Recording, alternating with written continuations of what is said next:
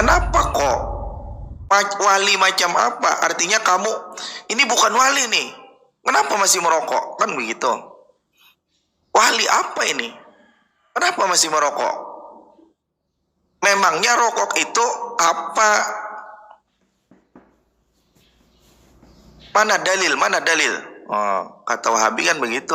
Dalilnya mana? Kalau kamu sebutkan rokok itu haram, dalilnya mana? Kalau kamu sebutkan rokok itu makruh, dalilnya mana? Itu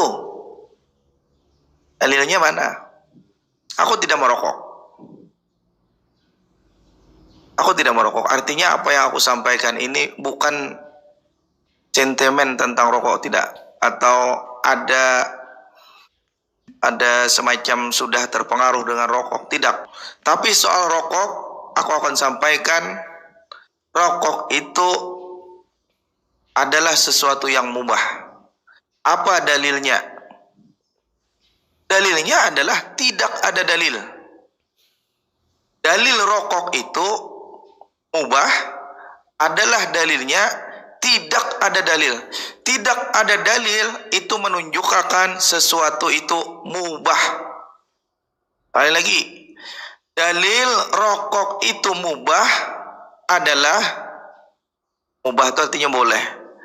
Dalil rokok itu hukumnya cuman boleh adalah tidak ada dalil. Assalamualaikum warahmatullahi wabarakatuh. Alhamdulillah, salatu wassalamu ala rasulillah, ma ba'd. Kaum muslimin yang dirahmati Allah subhanahu wa ta'ala, kita sangat miris melihat orang-orang yang seperti ini. Seandainya yang mengatakan seperti itu adalah orang-orang yang awam, orang-orang yang tidak berpendidikan, maka wajar. Artinya perkataan tersebut memang keluar dari kejahilan.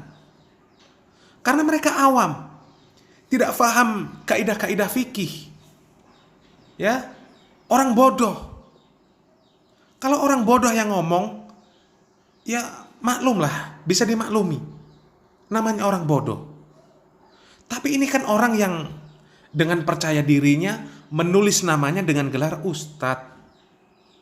Seharusnya tahulah tentang usul fikih, bagaimana kaidah-kaidah untuk menentukan sebuah hukum di dalam ilmu fikih. Tidak kemudian menentukan hukum seperti itu.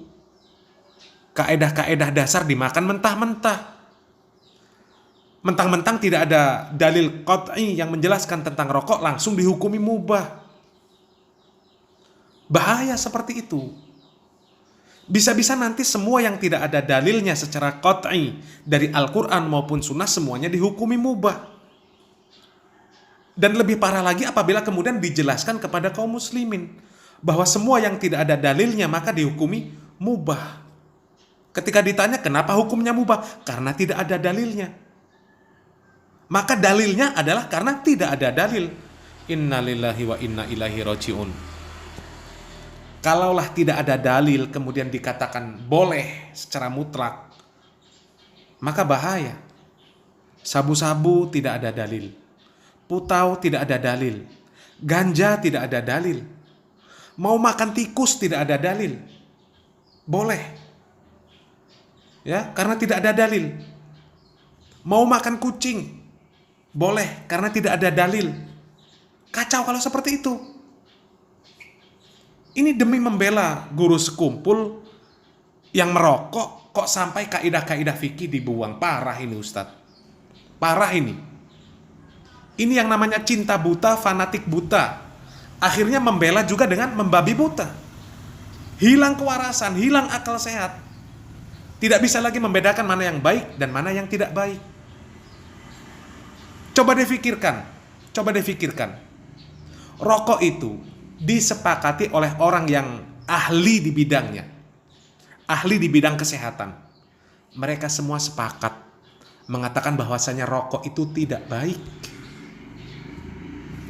Dan Allah Subhanahu wa taala mengatakan, alladzina yattabi'una ar-rasulan nabiyyal ummiyal ladzi yajidunahu maktuban indahum fit Taurat wal Injil ya'muruhum bil ma'ruf wa yanhahum 'anil munkar wa yuhillu lahumut thayyibat wa yuharrimu 'alaihimul khaba'ith. yaitu orang-orang yang mengikuti Rasul, Nabi yang ummi, yang namanya mereka dapati tertulis di dalam Taurat dan Injil, yang ada di sisi mereka, yang menyuruh mereka mengerjakan yang ma'ruf, melarang mereka dari mengerjakan yang mungkar, dan menghalalkan bagi mereka segala yang baik-baik, dan mengharamkan bagi mereka segala yang buruk-buruk. Rokok itu buruk.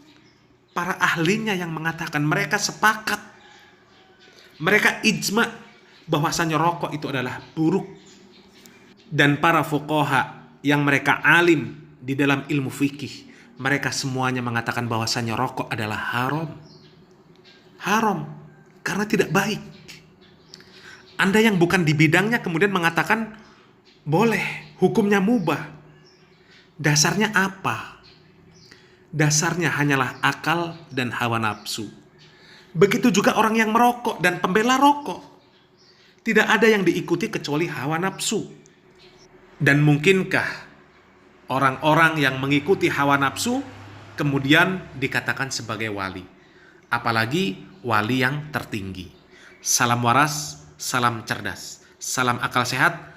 Barakallahu fikum. Wassalamualaikum warahmatullahi wabarakatuh. Ulama yang mengatakan rokok itu makruh, maksudnya makruh tahriman, yang mendekati haram. Kenapa? Karena rokok itu disepakati oleh para atibba, oleh para dokter, yudirul insan, yadurul insan, madarat. Jadi nggak ada dokter mengatakan rokok itu manfaat. Karena rokok itu madarat, ahli medis, kesepakatan para dokter, maka para ulama yang mengatakan makruh, makruh tahriman. Tapi kebanyakan fuqaha, khususnya dari madhab Asy-Syafi'i, teristimewanya dari kalangan ulama Hadramut, dari kalangan habaib, menyatakan rokok itu haram. Jadi kalau kita buka kitab Bughyatul Mustarsyidin, di sana itu disebutkan bahasanya at-tumbak. At-tumbak itu tembakau, diharamkan. Al-Habib Utsman bin Yahya, mufti Betawi, juga mengharamkan rokok.